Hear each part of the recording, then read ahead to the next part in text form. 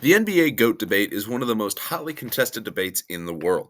Now, there are some who have their extra candidates they throw in there: Kareem Abdul Jabbar, Kobe Bryant, Larry Bird, and among other various picks that certain people have based on their own tendencies, what they've grown up with, etc. However, the general consensus is between two men: Michael Jordan and LeBron James. In this video, I will be showing you how one of these men is clearly better than the other, and there is no way that you could ever debate it. The debate mainly centers around two main things: statistics and rings. Now, I'm going to be starting by showing you a few things based around statistics. Let's get started on why LeBron versus Jordan isn't close, and LeBron is clearly better.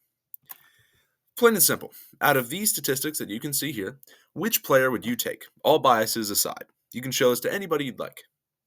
Someone that doesn't even watch basketball. And let them know whether or not who you would take personally and who you want to take. Who do you want?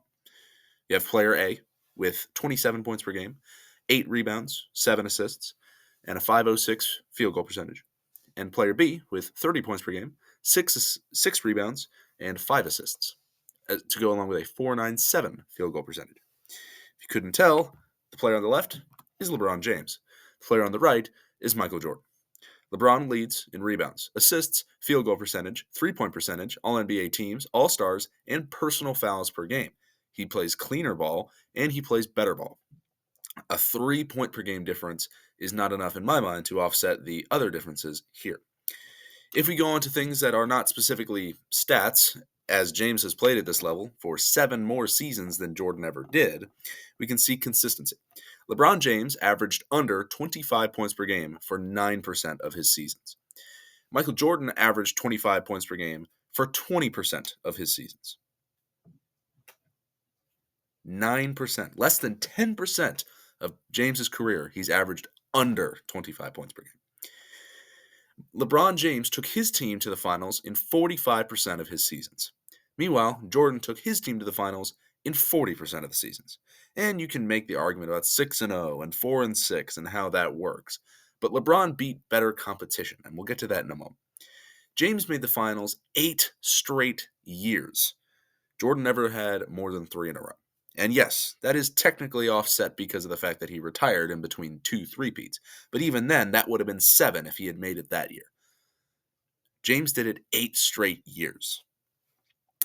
As I was saying about finals competition, accomplishments. LeBron James has made the finals without an All-NBA teammate twice. Jordan has one piece of hardware without Scottie Pippen, and that was his Rookie of the Year award back in '85.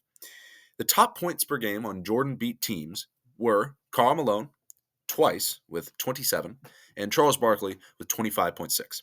Meanwhile, the teams that James played, Steph Curry, 30, and KD, 28, both of which he won, and a tie between Curry and KD at 26.4.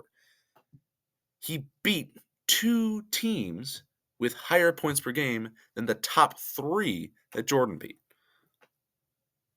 And one of those was the super team Warriors. Jordan never beat competition that was 73-9. Meanwhile, if we move on to NBA career leading, James is number 1 in points. Jordan is 5. He's number 4 in assists. Jordan is 52nd. He's number 8 in steals, and Jordan is winning here. He is up by about 216. Now, these stats are a little bit older. I made this a while ago, so these stats have changed since. However, it is still Jordan leading here. Meanwhile, in the playoffs, James is number 1 in points, number 2 in assists, and number 1 in steals. Meanwhile, Jordan is number 2 in points with a 3,000-point differential, number 13 in assists, and number 3 in steals.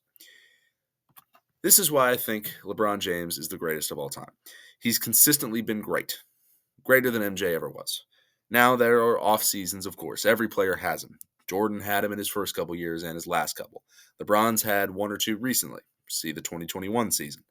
However, I think LeBron James, overall, with his consistency, how long he's played, and the teams that he's been able to beat or take to the finals, period, proves how he is the greatest ever.